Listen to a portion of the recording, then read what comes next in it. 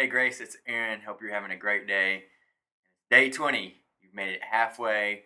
Hopefully you've persevered and stuck through whatever you were fasting or praying for or whatever you continued it up, and God's done some amazing things in your life, and I'm sure God's going to continue to be faithful and do faithful things for the next 20 days.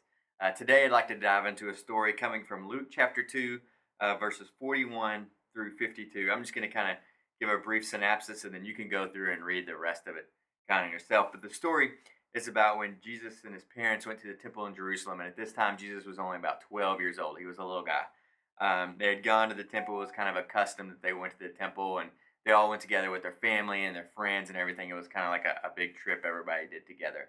Well, after they were at the temple, they did whatever they did, and they were leaving. They all traveled in this big caravan, like a huge parade.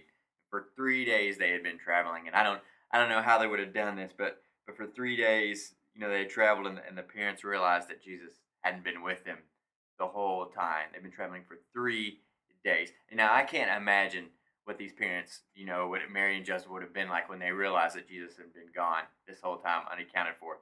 But the story says, they went and sought him out and were trying to find him, and eventually they found him at the temple. And when they found him, they were exasperated and probably a little frustrated with 12-year-old Jesus, and they said, What were you doing? Why were you here?" And Jesus responded with, "Why were you searching for me?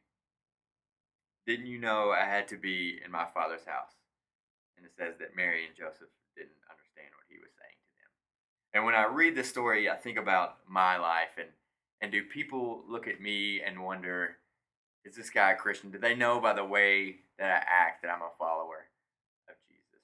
Do people think, Aaron's a guy who's going to go to church and he's going to serve and he's going to pray and do all that kind of stuff? Or do they think, oh, it's Aaron, just another regular Joe Schmo guy? And so I think when I think through that kind of lens, it helps me to realize how God wants me to live my life. And so today I invite you to think about, when people look at you, do they see you as a follower of Jesus, or do they see you just like everybody else? Would people expect you to be somebody who's in the house of God, or somebody expect you to be, going along with the flow? So take some time, think about that today. You can read through the story again in Luke chapter 2, and hope you have a great evening. See you later.